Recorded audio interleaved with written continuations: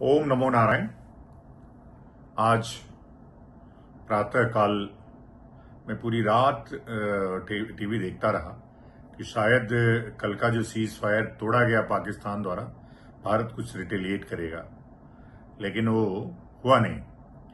ठीक बात है, सीज फायर, युद्ध न होना यह हमेशा देश के हित में होता है, लेकिन युद्ध को मुहाने पे ले जा करके वापस आना ये भी ठीक नहीं है।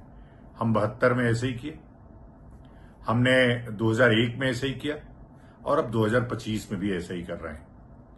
यह सेना का मनोबल और दुश्मन का मनोबल गिराता है और दुश्मन का मनोबल हमेशा बढ़ाता है। मैं जानता हूं कि जो पाकिस्तान है वो कमजोर है। हम चाहते तो इस बार अपना पीओके ले सकते थे, हम चाहते तो बलूचिस्तान के सहयोग से पाकिस्तान को कमजोर कर सकते थे, बलूचिस्तान को अलग देश की मान्यता दे सकते थे, उसका राजनयिक केंद्र अपने दिल्ली में खोल सकते थे, लेकिन ये सब हुआ नहीं। युद्ध को इतना ऊपर ले जाना और फिर से वापस आ जाना, यह हमेशा ऐसी परिस्थितियां मोदी जी फिर से क्रिएट नहीं होंगी। पूरा देश आज आपके साथ खड़ा था।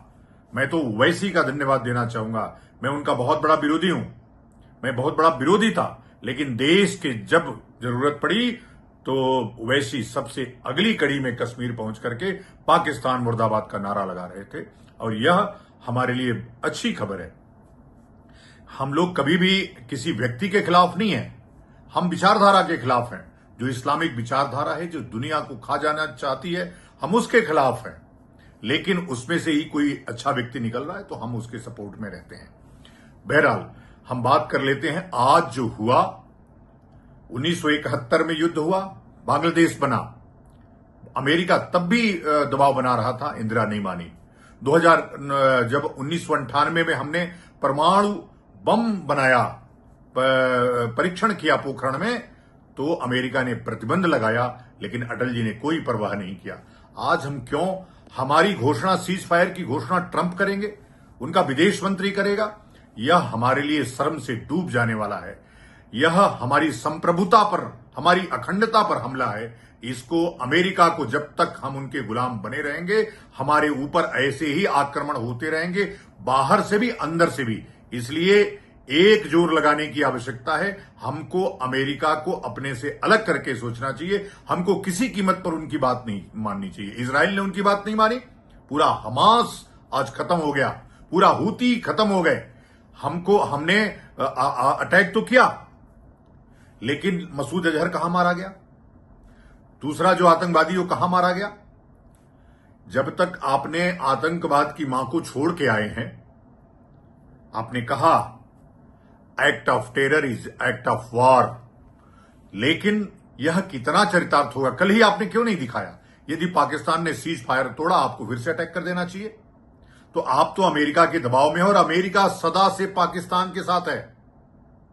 वह पहले कहे कि हमसे कोई मतलब नहीं है, लेकिन फिर लिख रहे हैं कि हमारे विदेश मंत्री रात भर बात करते रहे। आपकी रात भर क्या वार्ता हुई?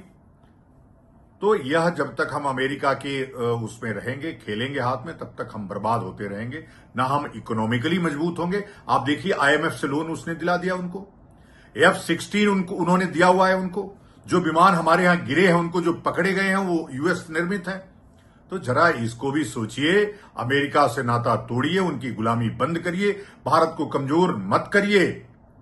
मैं फिर से कह रहा हूं कि पाकिस्तान जब तक रहेगा, आतंकवाद तब तक रहेगा। जिस दिन पाकिस्तान भारत में मिल जाएगा, आतंकवाद अपने आप समाप्त हो जाएगा। और नहीं तो मैं तो प्रतीक्षा कर रहा हूं हिंदू राष्ट्र बनने की। जिस दिन हिंदू राष्ट्र बना, वो अखंड होगा, उसमें बांग्लादेश भी होगा, उसमें पाकिस्तान भी होगा, लेकिन इस्लाम नहीं होगा। ओम नमो नारायण।